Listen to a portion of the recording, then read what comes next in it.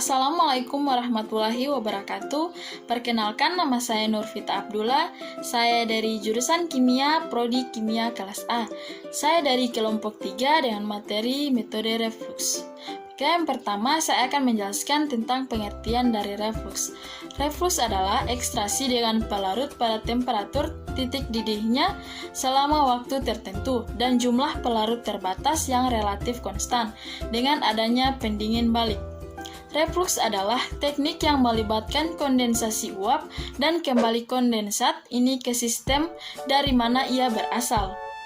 Hal ini digunakan dalam industri dan laboratorium distilasi.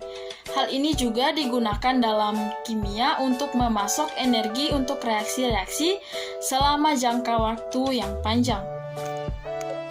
Yang kedua, reflux digunakan dalam beberapa bidang. Yang pertama, distilasi industri. Yang kedua, mengatur energi dalam reaksi kimia. Yang ketiga, distilasi laboratorium. Dan keempat, distilasi minuman. Distilasi industri banyak digunakan dalam industri yang menggunakan kolom distilasi dan fraksionator berskala besar seperti penghilangan minyak bumi, petrokimia, dan pabrik kimia, serta pabrik pemrosesaan gas alam. Yang kedua, mengatur energi dalam reaksi kimia. Suatu campuran cairan yang reaksi dimasukkan ke dalam bejana yang terbuka bagian atasnya.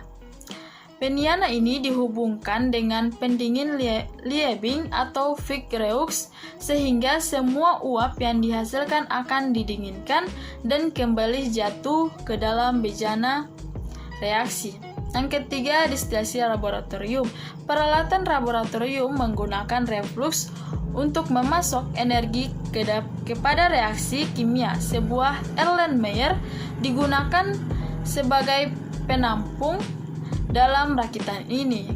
Kepala distilasi dan kolom fraksi digabungkan menjadi satu. Dan yang keempat yaitu distilasi minuman. Sebuah reflux stil dapat digunakan untuk memastikan bahwa komponen yang mempunyai titik didih lebih tinggi ke dalam labu, sementara unsur-unsur yang lebih ringan keluar menuju pendingin kedua. Baiklah, sekian penjelasan materi dari saya. Selanjutnya akan dilanjutkan oleh teman saya, Marcelia Kadir. Baiklah, Assalamualaikum warahmatullahi wabarakatuh. Perkenalkan, nama saya Marcelia Kadir. Saya dari kelompok 3 Kimia A akan melanjutkan presentasi dari teman saya sebelumnya. Prinsip dari metode reflux.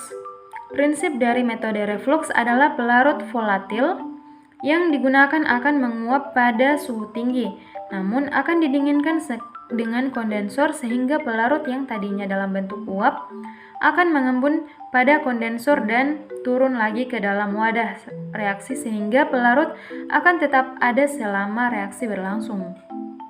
Prosedur dari sintesis dengan metode reflux adalah semua reaktan atau bahannya dimasukkan dalam labu bundar leher 3. Kemudian dimasukkan batang magnet stirrer setelah kondensor pendingin air terpasang.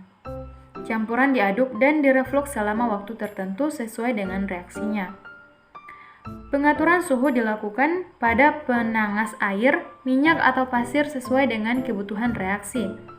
Pelarut akan mengekstraksi dengan panas terus akan menguap sebagai senyawa murni dan kemudian terdinginkan dalam kondensor. Turun lagi ke wadah mengekstraksikan lagi dan begitu terus. Demikian seterusnya berlangsung secara berkesinambungan sampai penyaring sempurna. Penggantian pelarut dilakukan sebanyak 3 kali, setiap 3-4 jam. Filtrat yang diperoleh dikumpulkan dan dipekatkan. Gas N2 dimasukkan pada salah satu leher dari labu bundar.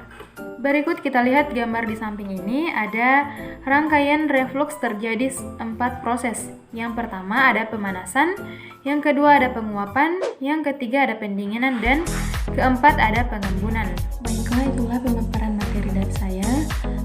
Selanjutnya akan dilanjutkan oleh teman saya, Siti Nanda Usman. Baiklah, di sini saya akan melanjutkan materi presentasi dari Marcelia Kadir, yaitu kelebihan metode ekstraksi refluks antara lain digunakan untuk mengekstraksi sampel-sampel yang mempunyai tekstur kasar dan tahan langsung serta dapat mencegah kehilangan pelarut oleh penguapan selama proses pemanasan. Yang kedua, kekurangan metode ekstraksi refluks antara lain dibutuhkan pelarut yang cukup banyak, prosesnya sangat lama dan diperlukan alat-alat yang tahan terhadap pemanasan. Terdapat 4 situasi dalam menentukan tujuan ekstraksi. Yang pertama, senyawa kimia telah diketahui identitasnya untuk diekstraksi dari organisme.